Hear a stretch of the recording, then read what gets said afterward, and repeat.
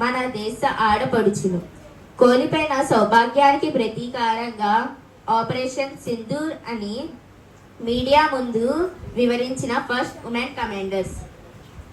ఈ ఆపరేషన్ యొక్క ముఖ్య సందేశం ఏమిటంటే, భారతదేశం ఉగ్రవాదానికి ఏమాత్రం సహించలేదు అని ప్రపంచ దేశాలకు తెలియజేయడమే. ఈ ఆపరేషన్లో సుమారు 70 నుండి 90 మంది ఉగ్రవాదులను హతమార్చినట్లు అంచనా ఉంది. ఆపరేషన్ సింధూర్ ఒక సైనిక చర్య మాత్రమే కాదు, ఇది భారతదేశం యొక్క ధైర్యాన్ని, న్యాయం పట్ల నిబద్ధతను తెలియజేస్తుంది. రాబోయే రోజుల్లో ఏ విధమైన యుద్ధం జరిగినా భారతీయ పౌరులందరూ ధైర్యంగా ఎదుర్కోవాలని కోరుకుంటూ ముగిస్తున్నాను.